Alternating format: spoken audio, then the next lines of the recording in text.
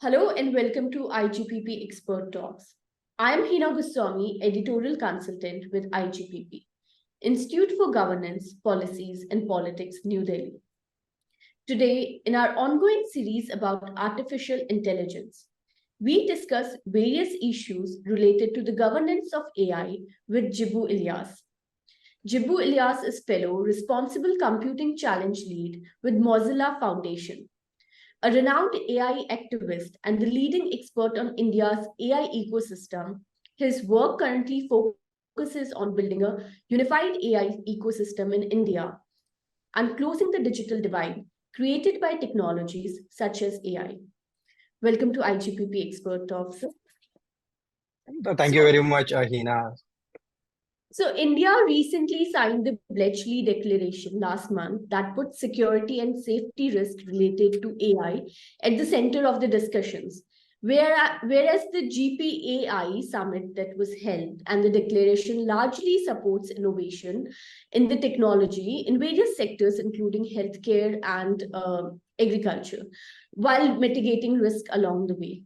So, do you think India is taking up a contrasting approach, whereas on one hand it is putting focus on security and safety, and closer at home it is focusing more on innovation? I think when you look from a primary standpoint of view, the Bletchley Declaration as well as the GPA Declaration might look differently, but they are actually in a way complementary approaches towards AI, right? You can't sit in a you can't sit in a bubble and say we only want AI safety, we don't want innovation, or the other way, right? So with the Bletchley Declaration, right, which India endorsed, it focuses more on understanding and mitigating AI related risk, highlighting the importance of international cooperation and especially scientific research for AI safety. And it also brings into the picture the whole idea of shared responsibilities in ensuring AI's benefits, which are harnessed while mitigating associated risk, including certain other areas like cybersecurity, biotechnology, and of course disinformation as well. Now, coming to GPA, the New Delhi Declaration, while we are acknowledging that we need to mitigate risk, the GPA Declaration puts more emphasis on supporting innovation, like you pointed out in various sectors, especially agriculture, healthcare, right? And when you look from a larger picture, this dual approach doesn't necessarily indicate a contradiction, but rather shows a comprehensive strategy we have, for promoting AI innovation while being mindful of its potential risk. And it is in many way in line with our 2018 AI strategy, AI for All by NITI Aayog, where it highlighted, focuses on innovation in agriculture, healthcare. At the same time, the follow-up papers focused on responsible AI, and there were, I think, three papers, one on accountability, responsible AI paper one, then one focused on the methods and mechanism, and third one on facial recognition. So I think this points out how comprehensive our strategy is in this space. India has also moved from a non-interventionist stance to a more risk-based user harm approach in regulating AI. Do you think that is a step in the right direction? So we haven't came out with an AI regulation yet. So we have to keep that in the forefront of this particular question. I mean, if you look at the AI governance or AI regulation strategies, you have three predominant methodologies. First being the risk-based approach by EU. Then you have the sector industry or sector-based approach by the UK. Then whatever China is doing, which is working for them. So so when we look at an Indian standpoint of view, we haven't had a regulation or or any official statements or policy on regulation yet. But there are evidences we can point out, say that we tend to align more with EU than other countries. For example, how our the data protection bill is in many ways aligned with the GDPR, right, in EU. So based on that, we can assume that a risk-based approach will work for us. And there is no reason to think that we need to look at any other approach. I mean, the other approach by countries like UK is that every industry has a regulator. For example, let's say use of AI in telecom. We already have TRI. Let's try figure out how AI will be regulated in telecom, or similarly AI use in stock and trading. Let's say we figure it out. So that is the approach UK is bringing up, but EU is like, there are areas of higher risk and there are areas of lower risk, and let lower risk be, when we don't need much intervention, but the higher the risk, the more regulation we need. I think that will be more sensible approach to governing AI. And that's a shift, right? That's a shift that aligns with global trends, right? Where there's a increased focus in safety, trust, and accountability of AI system. And we have an active participation, right? As we have seen with the Declaration, or our role as the chair of GPay, or with the G20, even G20 Declaration, AI was a critical component where we reinforce the stance of responsible AI development, right? So I think this approach will acknowledge that the potential harms of AI, and we want to seek to establish guardrails for its safe and ethical use. At the same time, we have a very thriving AI startup ecosystem, as well as we have a very strong IT industry. How do we ensure that they get to thrive and they get to innovate going forward? From a technological point of view, in order to perform accurately, AI systems have to be trained on both, positive and harmful data. How do you think that these systems can be made to differentiate between the two accurately, which helps in in development of trustworthy AI system? So can governance step in at a more technological level, and do we need an ethical overarching system? I think there is one more component to this particular point, right? It's not about useful data and harmful data. There is also the question of data which may not be used. For example, we have, let's say for credit, right? For a banking credit. Now, I use a credit card. You might be using a credit card. We have a regular banking history. I mean, with GPay, with GPay and UPI, we are always using, wrong GPay to say in this conversation, but we will be regularly using, digital transactions. So we have a very good record of our, social media purchases, banking history, based on which our credit scores can be, CIBIL scores can be assessed, right? Because we have given the data, because there is data generated from you and me. Now, what about the whole hundreds of millions of Indians who are not part of the system, who are living in rural India, who still pay by cash, who still doesn't carry a smartphone? What about their credit, right? So the data missing also a bigger problem, right? When we use AI model to train, whether it's on language, whether it's on banking system, how do we ensure that these communities, these people are not left out because there is no data representing them? So that's also a bigger concern. Now, coming to harmful and useful data, right? For a AI system to differentiate between what is useful and harmful accurately, we need to build a very robust combination of not just technical, but an ethical framework as well. Which involves, implementing advanced machine learning technologies that can identify and filter out harm, right? Along with ethical guidelines, right? That defines what actually constitutes harmful content to begin with, right? And so the development of trustworthy AI systems, also a need to necessitate transparent data governance practices, right? Regular monitoring and increase incorporation of what I mentioned, diverse perspectives to minimize bias or missing out, anyone missing out these benefits. So an overarching ethical system guided by right standards and practices can further support this differentiation. But in the end, it's not an easy answer to this question, right? Because even an ethical approach varies as to culture. How different culture has different ethics, and the way AI is even how do you say perceived in different culture, different societies are also different. So that's why we need to come across, we need to have an international standard, international best practices, so we can have a robust framework that will ensure, these things are how we build trustworthy AI.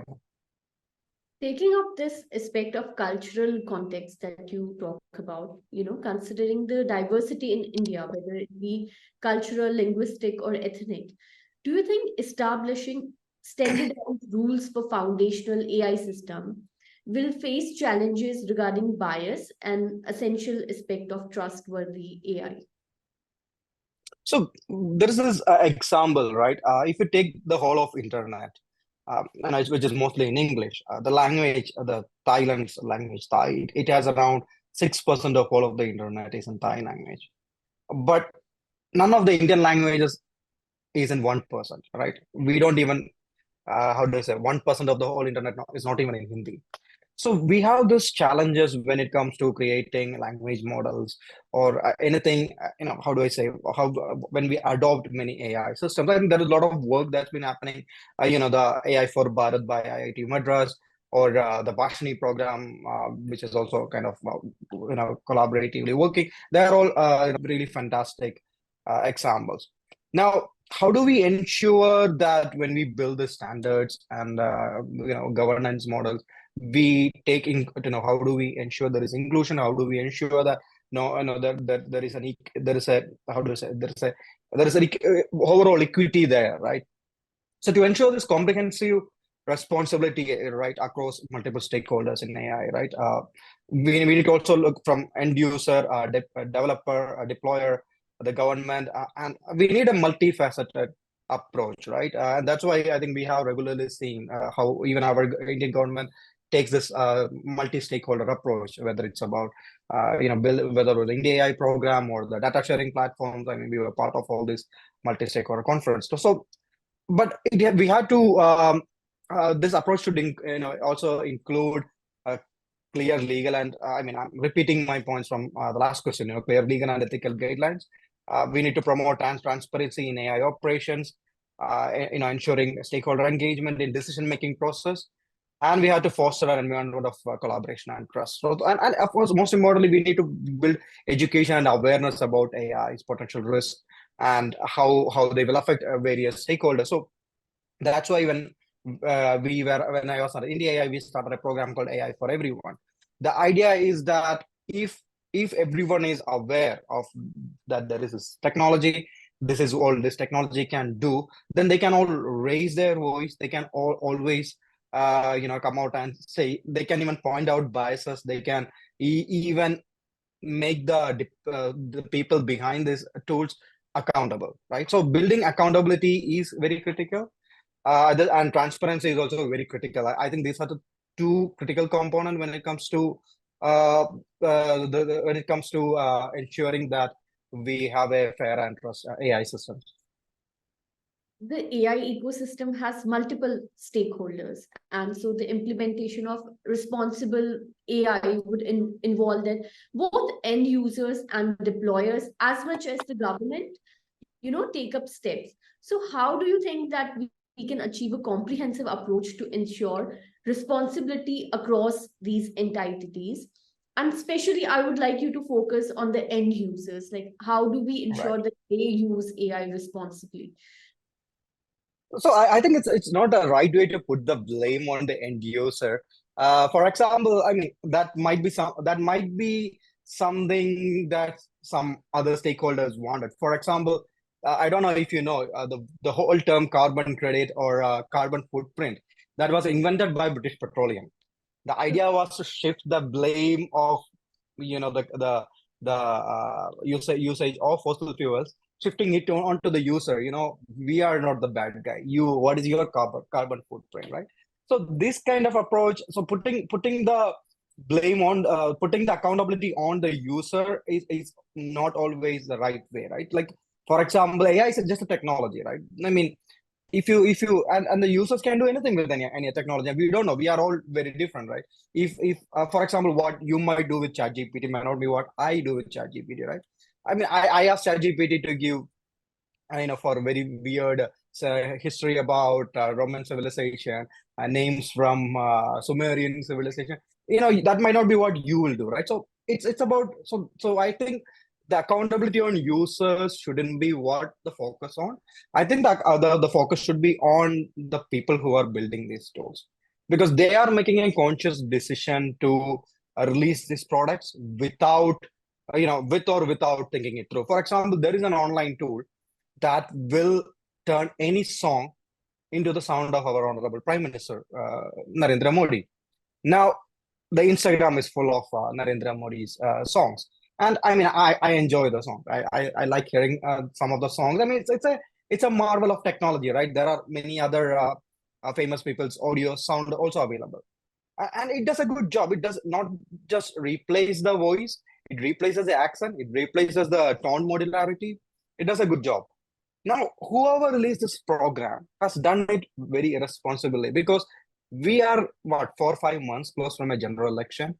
We have already seen a prevalent use of deepfake with the Rashmika Mandana deepfake and many other things. And what makes anyone think that nobody is going to use this technology to create misinformation? I could just record, a speech in any language, let's say Hindi, and upload it into the website, and I can make it in sound of our prime minister or any other political leaders. And we have seen from time and time again how the WhatsApp political ecosystem works. So that's what the question is. It's not about me using Modi's sound to make one of my favorite Malayalam song into his voice. I mean, everyone will understand, right? Of course, it's technology, because he definitely don't want to sing a Malayalam song. But that same technology and that same website, that same tool gives this option to create misinformation. So that's where the first question should be, right? And we have seen this whole, what I will say, a sort of ethical washing in AI, right? People comes and say it's responsible AI. People comes and say there is privacy, there is security, there is transparency, there is accountability and safety. But we should also be conscious about what we are using this AI tool for. So there is this thought process about human mulching machine. That's a thought experiment called. I mean, it was in one of the papers I reviewed for AI ethics journal. So it speaks about a machine, AI powered machine, that will convert senior citizens into mulch or topsoil. Now that's a brutal act, right? Converting a human into soil means essentially murdering them. But the creator, the developer, is coming and saying, hey, how we pick our victims, it's transparent.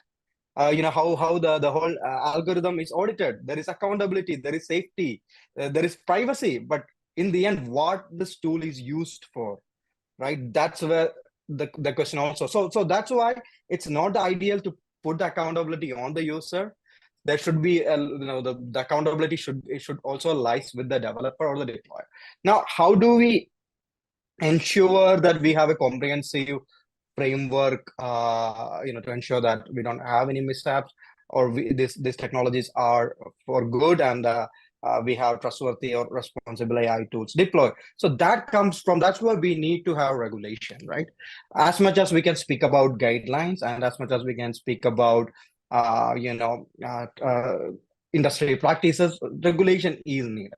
And I think that's why EU has realized that. I think US has realized that without laws, you are creating sort of wild west of AI, or however you want to call it. So it's nobody's place. So when you have regulations, or when you have redlining, so we are in World Economic Forum, we are working on a white paper on redlining, right? So if you have a redlining saying no AI tools can impersonate a human being, or an AI chatbot should always identify itself as an AI. If you're chatting with us, you should come and identify, hey, I am Eva, HDFC's AI chatbot, right? Rather than saying giving a name, right? So we need to have those kind of guidelines. So that's where we need to have a comprehensive stakeholder engagement. We need the efforts from legal experts, the lawyers, the policymakers, the developers, the startup community, the academicians, and of course the other strata of civic society organizations. So we need to come together and figure out these guidelines and regulations, most important regulations over guidelines, on which how these tools should be developed deployed, and then only we can speak about how it should be used. As a developing economy, India's AI governance landscape, there's also tension between production, innovation, and regulation. That creates a dilemma. How do you believe that policymakers can best solve this? So I think earlier on we got our approach to AI correct. As much as we have, I mean, nobody is doing AI regulation right now. Everyone is waiting out. Even EU is only EU and China are the only two entities that has made any progress. So, but overall we have made right approaches. And we have a very strong or innovation ecosystem, and so if you look at some of the strategies we have, right? Every country decided to adopt an AI strategy. So if you look, there is this AI race happening between US and China, and who is gonna build the AGI. I think with OpenAI's recent innovation, I think US is leading that race. Now, on the other hand, countries like Canada and the UK wants to be the torchbearers of responsible AI or AI governance and things like that, right? So it's quite clear we have made what we want. We want to be the garage of AI tools for social empowerment, for enhancing lives, right? How do we solve decade-old social challenges by using AI tools? And that's where our focus has been for a long time, and that has been even many of the start in that space like Niramai, etc., has done a really good job, right? Even branching out of India into African market, European market, and even in US. Now the question of how do we balance production innovation and regulation in India's landscape, right? First of all, like I mentioned previously, establishing a regulatory framework that encourages innovation while ensuring responsible AI development is a must. That's a no compromise thing.